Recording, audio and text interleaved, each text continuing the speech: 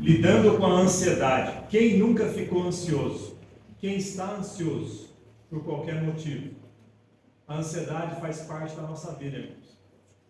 Quando nós temos compromissos a serem cumpridos, nós temos planos a serem alcançados, alvos a serem alcançados, temos contas para serem pagas, temos enfermidades para serem cuidadas, tratadas, nós temos muita coisa pela frente na nossa vida e a ansiedade vem acompanhada nesse pacote. Mas como o cristão aprende pela Bíblia a lidar com a ansiedade?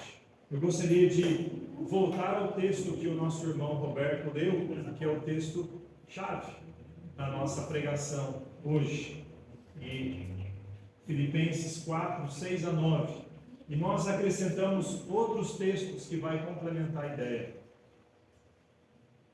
Então agora, com a igreja toda, nós vamos repetir a leitura que o irmão Roberto fez e acrescentar o verso 8 e 9.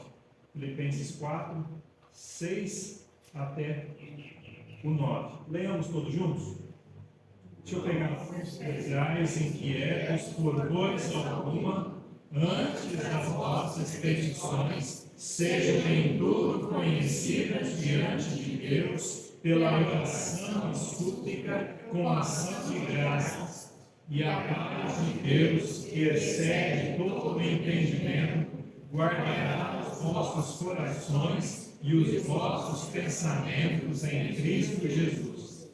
Quanto ao mais, irmãos, tudo o que é verdadeiro, tudo o que é honesto, tudo o que é justo, tudo o que é puro, tudo o que é amável, tudo o que é de boa fama, se há alguma virtude, se há algum louvor, nisso pensai. O que também aprendestes e recebestes e ouvistes e vistes em mim, isso fazei, e o Deus de paz será convosco. Amém. Paulo está orientando o cristão, particularmente os cristãos de Filipos, a terem uma vida sem inquietação, uma vida sem ansiedade. Alguma versão, outras versões dizem ansiedade ao invés de inquietação. Então eu vou estar usando essas duas palavras aqui durante a pregação. A ansiedade, irmãos, revela que nós somos pequenos, nós somos limitados, nós não estamos lá ainda. Nós somos salvos já, mas não chegamos lá no nosso destino.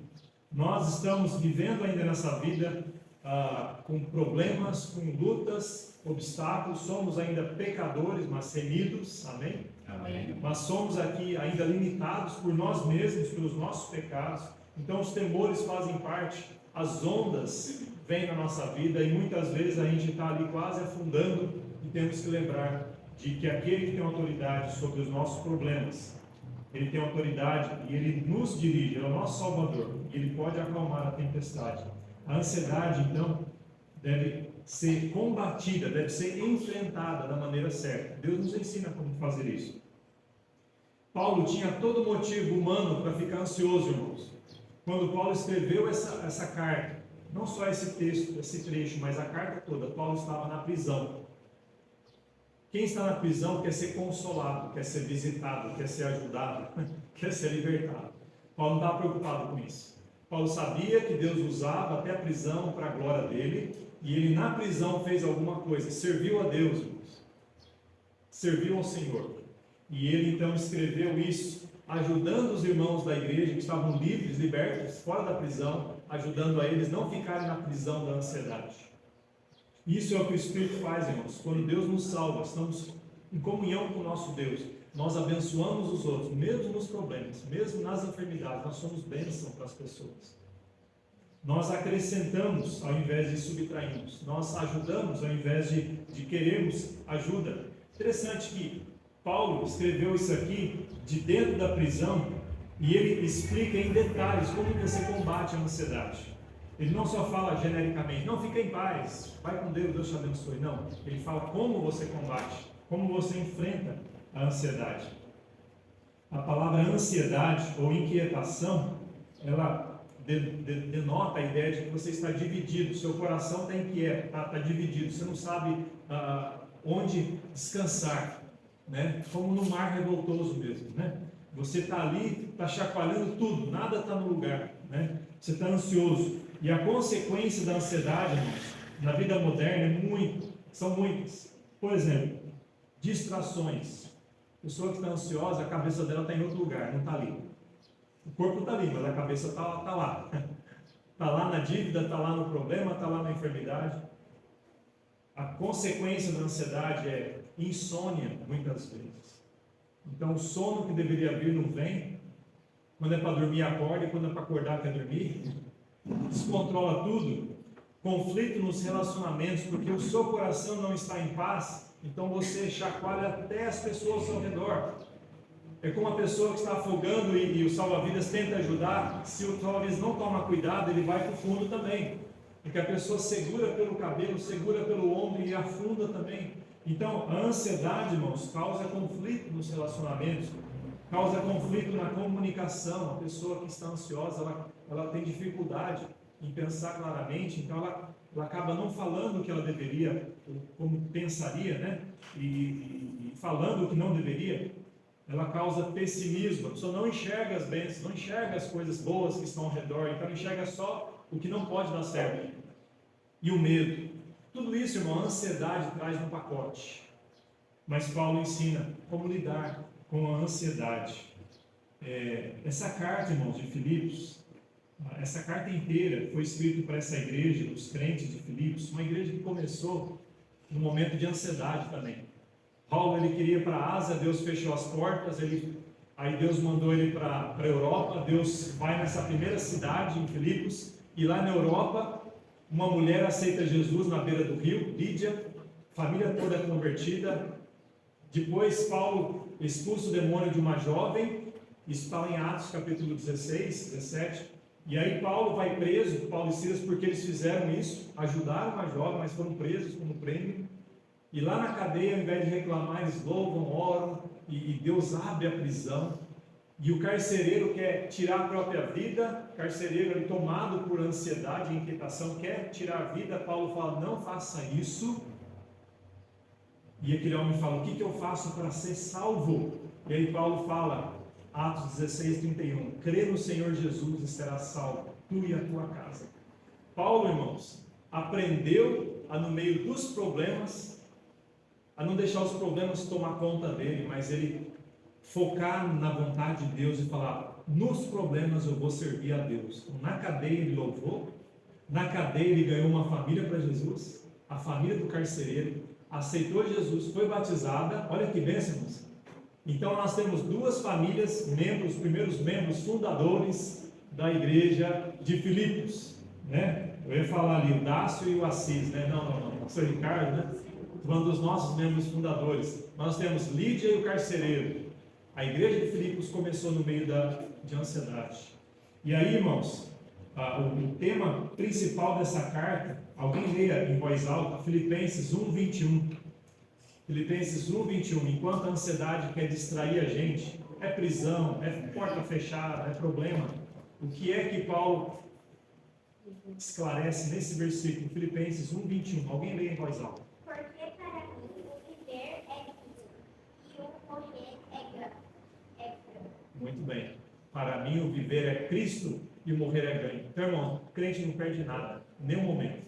Está tudo ganhado. Jesus já ganhou para nós, amém, irmãos? Amém. Por que vivemos ansiosos? Se estamos agarrando nesse mundo aqui, se é esse mundo que nos dá paz, aí nós ficamos ansiosos, né? Porque, puxa vida, as coisas estão fora. Mas se é Jesus que nos garante a paz, Ele é a nossa paz, nada vai acontecer que vai tirar essa paz de nós. Amém, irmãos? Amém. Então devemos nos lembrar disso, nos consolar, nos encorajar com essas verdades. Então Paulo, sabendo disso, ele falou essas verdades aqui. E o que Paulo ensina? Nós temos aqui uma ordem, meus irmãos. Primeiramente, essa ordem que Paulo dá para os cristãos de Filipos, essa igreja querida ao apóstolo Paulo: não estejais inquietos ou não estejais ansiosos. Então essa ordem é negativa, ou seja, você não deve fazer isso, não deve ficar assim, ansioso. E interessante falar, por coisa alguma. Então são duas negativas. Você não fica ansioso por nada, por nada. Ah, mas por isso você pode. Não, nem por isso. Ah, mas e se, nem se, por nada você deve ficar ansioso, por absolutamente nada. Ah, mas isso aconteceu, é inesperado. Não para Deus. Não para Deus. Deus não é pego de surpresa. Nós somos. Deus não. Então, quando acontece, não estejais ansiosos. Não estejais ansiosos. Irmãos, é difícil você colocar isso na prática, porque, como eu falei, nós vivemos nesse mundo caído. Nós somos pecadores ainda. Ninguém aqui está glorificado, né? Não peca mais. Tem alguém que não peca mais? Se você levantar a mão, você está sendo orgulhoso, já é um pecado. A Bíblia fala que alguém diz que eu não peco, você está fazendo Deus mentiroso, né? Então, irmãos, nós devemos reconhecer, né? Nós temos essa tendência de sentir medo quando as coisas chacoalham, mas vamos lembrar da verdade. Jó era um homem, que nós estamos falando na terça-feira algumas vezes. A Bíblia diz que ele era homem íntegro, reto, temente a Deus, desviava-se do mal. Deus falou isso dele, irmãos. Mas não quer dizer que que Jó não ficava triste nos problemas. Ele ficou triste quando ele perdeu as coisas, quando perdeu tudo. Chacoalhou a vida dele, mas ele não virou as costas para Deus. Ele confiou, se agarrou mais ainda em Deus e na fé dele, que se fortaleceu. Então, só para trazer isso para os irmãos, se mesmo Jó passou por momentos assim, nós devemos nos lembrar de agarrarmos em Deus. Mas a ordem fica: não estejais inquietos ou ansiosos por coisa alguma. Muita da nossa inquietação, irmãos, e ansiedade é resultado do nosso coração, que precisa estar em paz com Deus, primeiramente. Isso eu estou falando para quem que nunca aceitou Jesus como Salvador. Se você nunca aceitou Jesus como Salvador, nunca se arrependeu dos pecados e creu nele como o único Salvador da sua vida, quando vem um problema, vem algo inesperado, é natural você ficar ansioso também. Mas a primeira coisa que tem que mudar não é Deus tirar os seus problemas. Você pode orar para Deus resolver. Senhor, me dá um emprego, Senhor, me cura, Senhor, me ajuda. Não é problema você pedir isso, mas o que precisa de cura de verdade, o que precisa de solução é o coração. Então a pessoa precisa estar em paz com Deus, primeiramente. E depois ela vai ter a paz de Deus. Nós já pregamos sobre isso em Romanos 5, que Jesus garante a paz com Deus. Ele é a nossa paz. Ele nos faz de inimigos, filhos de Deus. Mas você precisa ter Jesus como seu Salvador para ter todas essas bênçãos. Antes de buscar a solução da ansiedade, eu não estou falando contra, irmãos, medicamentos, né? Pessoas que precisam tomar medicamentos por causa de ansiedade, coisa assim. Se é algo físico, biológico, né, químico, vai com prescrição médica, né? Procura acompanhamento de tratamento. Mas eu gostaria de fazer um convite para vocês, para todos. Se toma ou não remédio, busca Deus primeiro. Vai ao médico dos médicos, que é de graça. Veja se algo está errado com o coração primeiro. E ainda é possível que, mesmo assim está tudo bem, você às vezes precisa de uma medicação. Não sou contra a medicação de forma nenhuma. O que eu acho que todo cristão deve ser contra é você buscar primeiro a solução humana para depois pedir ajuda para Deus. Não. Deus, o que está acontecendo? Senhor, isso está me chacoalhando, está me amedrontando, está me atrapalhando. Senhor, me ajuda. Esteja em paz com Deus se você não é salvo. Aceita Jesus, para você ter a paz de Deus, até nesses momentos. Então, muitas vezes nós podemos aprender à luz da palavra como nos acalmar, como Deus nos acalma. E é isso que eu queria trazer hoje, e que Paulo tinha em mente naquele tempo quando ele escreveu. A ordem é combatermos a ansiedade, enfrentarmos a ansiedade com a oração. Primeira coisa, leiamos o que diz aqui: antes as vossas petições sejam em tudo conhecidas diante de Deus, pela oração e súplica com ação de graças. Então, ao invés de ficar ansioso, faça isso. Comunique-se com Deus. Não é gostoso desabafar com alguém quando você está triste? É muito bom, né?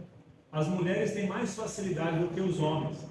Os homens, eu digo isso por experiência própria, a gente prefere fazer uma coisa abraçal, suar a camisa, né? resolver um problema, ir lá na obra, ou pescar, né, Sebastião?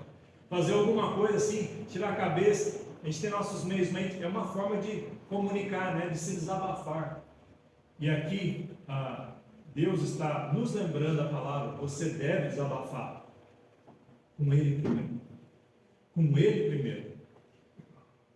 Ele não é só todo ouvidos, Ele é todo o coração, Ele é todo o amor, Ele é toda a solução, Ele é tudo e merece toda a nossa fé, toda a nossa dependência. Então, se algo está nos atrapalhando, antes as vossas petições sejam em tudo conhecidas diante de Deus. Paulo é claro, irmãos, não estejam inquietos em coisa nenhuma, mas sejam em tudo conhecidas diante de Deus as vossas petições. Você pode desabafar com Deus, até as suas frustrações, sabia? A Bíblia está cheia de profetas que desabafavam, parece até que estão falando até de uma forma ousada com Deus, mas eles estão abrindo o coração para Deus, irmãos. Senhor, não entendo isso, por quê? Me ajuda a entender, Senhor. Não encaixam as coisas. Deus não tem medo da nossa pergunta, irmãos. Ele já tem a resposta. Mas nós precisamos humildemente entender que é dele que vem a resposta, não é de nós. Provérbios 3,5 diz: confia no Senhor de todo teu coração, não te estribes no teu próprio entendimento. Isso se dá através da oração, né, irmãos? Você pode externar o seu problema para Deus. Temos fé, devemos ter fé em Deus. A oração expressa a fé, irmãos. A oração é evidência da nossa fé. Porque quando você pede ajuda para alguém, é porque você sabe que alguém pode te ajudar, né? Quando você busca a Deus, sabendo que Deus é galardoador dos que o buscam, em Hebreus fala isso agrada a Deus, porque Deus tem ali a resposta. E muitas vezes Deus não nos dá porque nós não pedimos. Pela graça dele, às vezes Ele nos dá, porque a gente nem sabe o que fazer, nem sabe como pedir, mas Ele quer que nós venhamos a orar e buscar e falar: Senhor, me ajuda, porque isso encaixa tudo, irmãos. A oração encaixa as coisas. A oração mostra que a nossa fé está nele e não em nós. Mas se nós buscamos primeiro a gente, os universitários, lembra aquele programa que tinha? Quero saber os universitários, ou os estudiosos, ou os doutores, ao invés de buscar Deus, você está mostrando que a sua fé está no homem ao invés de Deus, em primeiro lugar. Nada contra buscar ajuda de fora. Em segundo lugar, Jeremias 17, 5 a 9, diz assim, Jeremias 17, 5 a 9. Abre lá comigo, não está lá no texto, não está lá na tela.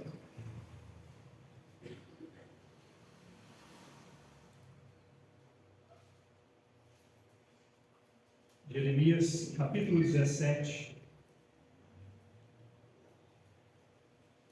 5 e 6, por enquanto, a gente vai ler aqui, Jeremias 17, 5 e 6. Assim diz o Senhor: maldito o homem que confia no homem, e faz da carne o seu braço, e aparta o seu coração do Senhor, porque será como a tamargueira no deserto, e não verá quando vem o bem.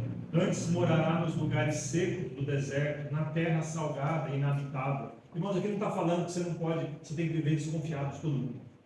E se alguém combinar com você um horário, você fala: ele não vai. Não é esse tipo de coisa, irmãos.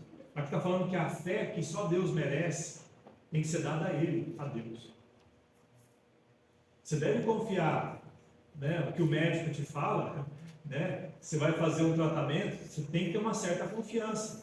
Como eu disse, você vai sentar nessa cadeira, você tem que confiar que vai te aguentar, né? A não ser que você exagerou na sobremesa.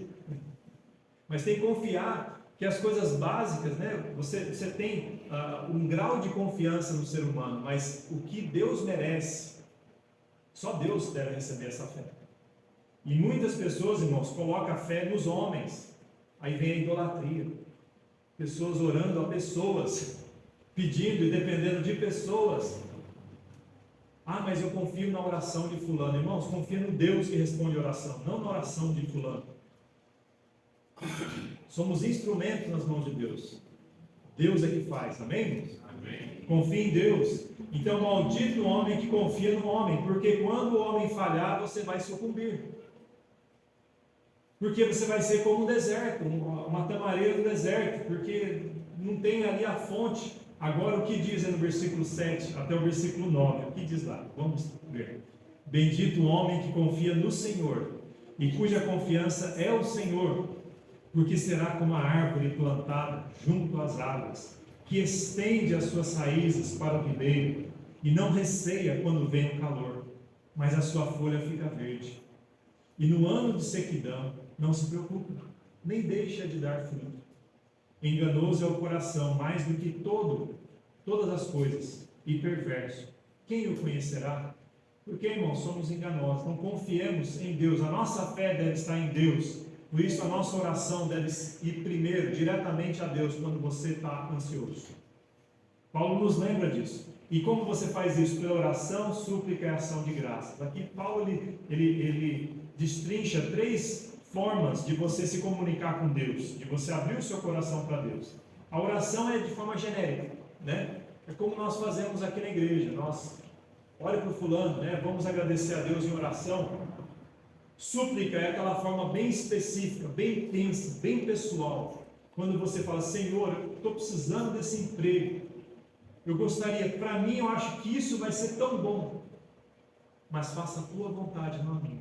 Amanhã, quando eu for fazer a entrevista, se o senhor quiser, abre as portas, né? Se o senhor não quiser, fecha todas as portas. Não deixa acontecer nada. Está vendo, irmãos? Como essa súplica é algo bem pontual, bem específico. Deus quer que nós façamos as nossas orações assim, irmãos. Nada de errado em orar genericamente. Abençoe os enfermos. Mas súplica, Senhor, cure, se for a tua vontade. Ação de graças. Isso aqui, irmãos, é uma atitude que deve estar na nossa oração. Sempre, sempre. Quando você busca a Deus, não esqueça de agradecer, porque Deus já te abençoou tanto, tanto, tanto. Não esqueça das bênçãos. Conta as bênçãos, conta quantas. Não vamos esquecer do mar que Ele já nos ajudou a atravessar. Não vamos esquecer do rio que Ele já nos atravessou. Não vamos esquecer de todo o cuidado da nossa família até aqui. Nós oramos muitas vezes pelos nossos filhos, por um problema. Mas lembra quando você nem filho tinha e você orava pedindo para Deus te dar um filho? Você nem imaginava o que vinha pela frente na vida que Deus te deu. Agradeça por isso. O tempo passou, mas a bênção continuou, porque Deus, Ele é fiel. Deus cuida. Talvez você não está satisfeito com uma situação, mas lembre-se de que você tem bênçãos hoje. Você tem bênçãos que, se você ficasse parado contando, você não ia ter tempo. Não teria tempo de contar todas as bênçãos, ao invés de reclamar. Então, na sua oração, tenha súplica e gratidão. Então Paulo fala, abra o seu coração para Deus, e a promessa é, quando você faz isso, através da oração, a paz de Deus, que excede todo o entendimento, guardará os vossos corações, os vossos pensamentos em Cristo Jesus. Isso é condicional, irmãos, para que essa paz de Deus, que guarda o nosso coração, venha e guarde nossos pensamentos, nossa maneira de raciocinar, e nosso sentimento, nossa maneira de sentir e lidar com os sentimentos. Para que essa paz domine ali, é preciso que você ore. Tá bom? Deus fala, ore para que eu haja, né? Para que eu derrame essa paz. Quando a gente está com problema, geralmente na fila, né, de espera, a gente reclama para todo mundo. Reclama para quem está na frente, reclama para quem está atrás, reclama para lá, tal. A gente perde tempo reclamando para quem não pode solucionar. Enquanto se nós orarmos, às vezes a fila andaria muito. Se nós orarmos, Senhor, eu não entendo por que está essa fila, por que está esse tráfego, esse trânsito, né? E às vezes na oração que você está fazendo, Deus traz um versículo na sua mente. Aproveita a oportunidade. Senhor, eu não sei por que eu estou aqui no hospital. Se o Senhor quiser, tire isso agora, me cure e me limpe. Mas às vezes Deus está querendo usar aquele hospital para você levar uma alma para a eternidade. Alguém que nunca ia ouvir do Evangelho, se estivesse atravessando você na rua, porque você está tão ocupado, saudável, mas agora ali você pode usar um folheto, usar a palavra ali, falar, Jesus te ama. Eu tenho Jesus na minha vida, Ele é a razão da minha vida. Aceita Jesus, e aquela pessoa ali naquele leito pode ter a vida eterna, irmãos. Às vezes a gente pede, na oração, Deus dá paz no meio dos problemas, porque Ele tem a forma dele agir, nos consolar e mostrar propósitos que nos dá consolo. Minha mãe, um tempo atrás, esses dias atrás, estava numa consulta, né? E aguardando o médico chamar, duas mulheres conversando com ela, e ela deu um folheto, compartilhou de Jesus. As duas aceitaram Jesus, né? Na oncologia. Imagina, irmãos, se a gente reclama e fica lá, Deus, e aí? Vamos ficar sem almoço lá em casa, né? Mas falou de Jesus para alguém que está ali, você não sabe quanto tempo, sem esperança, a pessoa está desiludida, a pessoa não sabe o que fazer. E era aquela hora que Deus marcou. Paulo estava na prisão quando ele evangelizou o carcereiro. Ele não reclamou, ele adorou. Irmãos, lembremos de comunicarmos a Deus, e aí a paz de Deus vai nos guardar. Guardar é o termo militar, é um termo do sentinela. Quem serviu o exército aqui? Quem já ficou de sentinela em algum momento? É tão gostoso, né? Você está acordadão, a noite toda parado, olhando nada. Espera que nada você veja. Porque se vê, você tem ordem, né? Opa, quem é você? Né? Identifique-se, né? Então, irmãos, quando você ora, diz que a paz de Deus guarda, é como sentinela, fica no nosso coração ali. Não deixa entrar a ansiedade. Não, aqui não. Quem é você? Aqui você não entra, não. Porque aqui tem a paz de Deus. E vai guardar o coração e os pensamentos da inquietação. E tudo isso em Cristo Jesus. Jesus é a razão, irmãos, porque nós temos essa paz. Ele é a nossa paz, na verdade, né? Romanos 5,1 diz: tendo sido, pois, justificados pela fé, temos paz com Deus, por nosso Senhor Jesus Cristo. Jesus é a nossa paz. Efésios 2:12 diz: naquele tempo estáveis sem Cristo, separados da comunidade de Israel, estranhos às alianças da promessa, não tendo esperança, sem Deus no mundo. Mas agora, em Cristo, vós que estáveis longe, já pelo sangue de Cristo chegastes perto, porque Ele é a nossa paz, o qual de ambos os povos fez um, derrubando a parede de separação que estava no meio. Então Jesus, Ele é a nossa paz e Ele nos faz sermos pacíficos. De inimigos nos torna filhos, de inimigos contra os outros nos torna irmãos. Já pensou nisso, irmãos? Versículo 8: você deve enfrentar a ansiedade com a palavra. Além da oração, falando com Deus, mas ouvindo Deus te falar.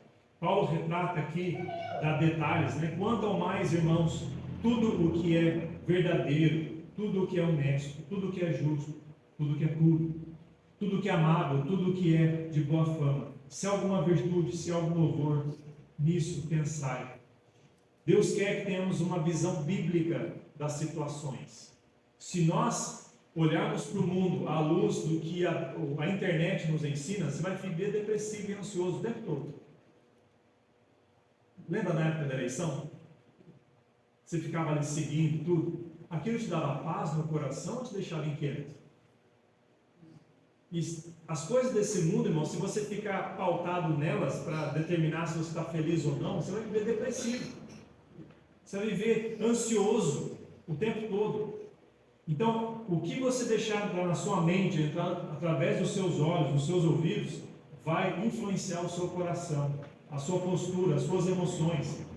Notícias falsas, ou até mesmo notícias verdadeiras que não consideram Deus como soberano. Imagens, músicas, outras coisas que nos levam a desviarmos de Deus, a desobedecermos a Deus e a desonrarmos a Deus. Devemos deixar entrar tudo aquilo que Paulo falou. E como que a gente filtra isso? A palavra de Deus. Na verdade, irmãos, a palavra de Deus, ela é tudo isso. Tudo isso aqui. É verdadeiro, é honesto, é justo, puro, amável, boa fama, virtuoso e louvável. Tudo isso é a palavra de Deus.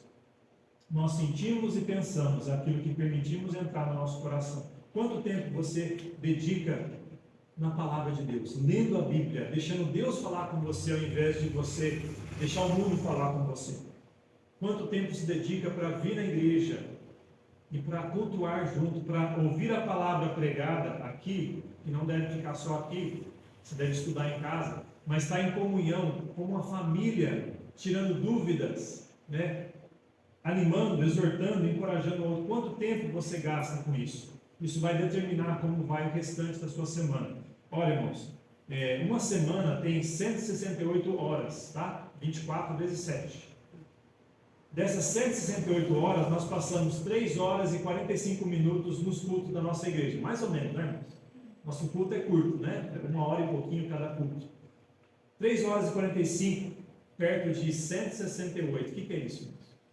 É muito pouco, né? Seria 10%? Nem 10%. Seria quanto? 2%? Talvez. Dessas 168 horas, quanto tempo passamos em oração durante a semana? Dessas 168 horas, quanto tempo passamos com a palavra de Deus? Não só na igreja, mas em casa, lendo versículos. Agora, dessas 168 horas, quanto tempo nós gastamos na televisão ou no celular? Ou conversando, né? Conversas vazias, né? Então, irmãos, vamos inverter os valores, vamos colocar Deus em primeiro lugar, orar mais, deixar Deus falar conosco. Você vai experimentar a paz de Deus quando isso acontece. Primeiro, você não vai ter tempo de usar a cabeça para porcaria. Seu coração não vai estar ali mergulhado na fossa da desilusão mundana, mas você vai estar sendo lavado pela palavra de Deus. A água pura. Uma vez alguém falou: você é crente? Eles fazem lavagem cerebral em vocês, né? Sabe o que você pode dar como resposta? Você fala: sim, esse mundo inteiro, todo mundo faz lavagem cerebral. A diferença é que lá a gente usa água pura para essa lavagem. A palavra de Deus nos lava, irmãos. Tira o nosso pecado, tira tudo que é sujo, e devemos sim ter uma lavagem cerebral pela Bíblia, amém, irmãos? Amém. Que nós sejamos bitolados na Bíblia, né? Vem um problema, você lembra daquele versículo? Por isso que as crianças vêm para a igreja, você ensina o versículo, decora, tem que estar saturado da Bíblia, porque na hora que você precisar, vem a palavra de Deus. Não vem a frase do político, não vem a frase do fulano, do jornalista, vem Deus falando. Então, irmãos, é isso que eu ia falar. Tudo que é bom deve ocupar a nossa mente. E a outra forma de lidar, de enfrentarmos a ansiedade, além da oração, além da palavra, é a obediência. Paulo ele conclui aqui: o que também aprendestes, recebestes, ouvistes e vistes em mim, isso fazei, e o Deus de paz será convosco. A obediência, irmãos, é outro nível.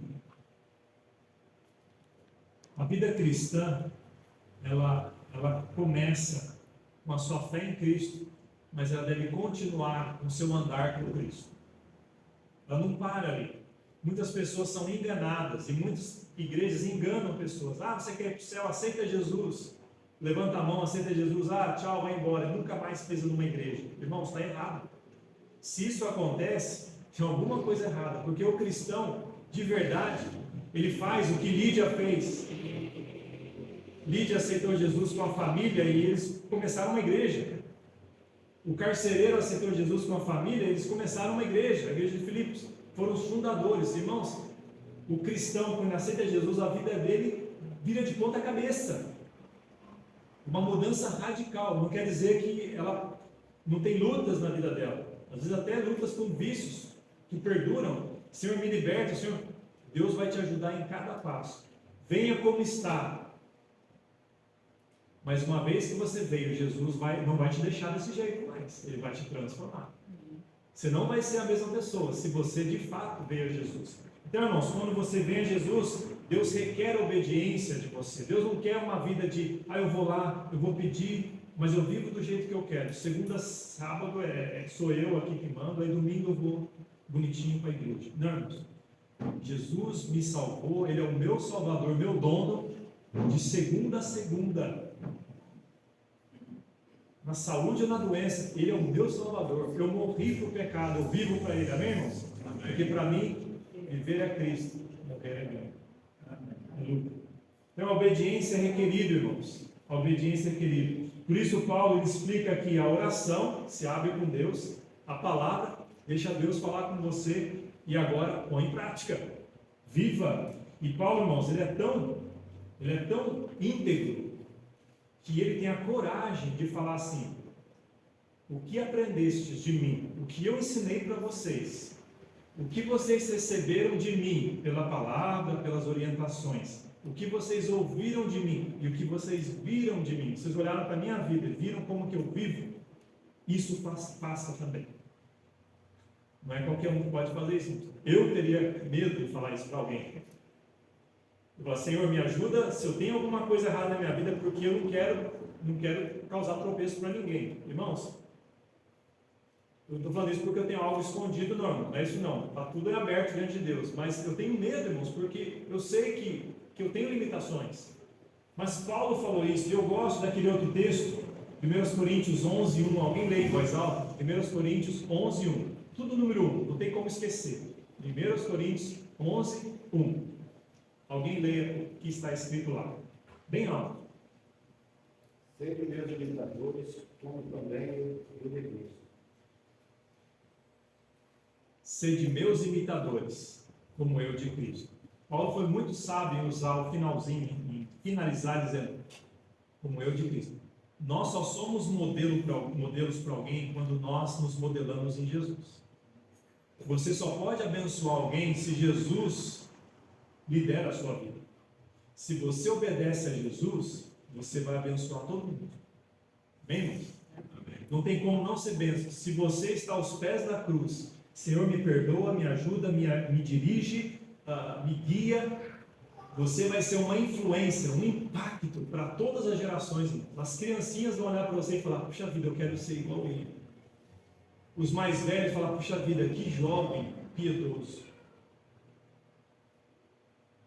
A esposa, o marido, os parentes vão olhar e falar: tem uma coisa diferente na vida daquela pessoa.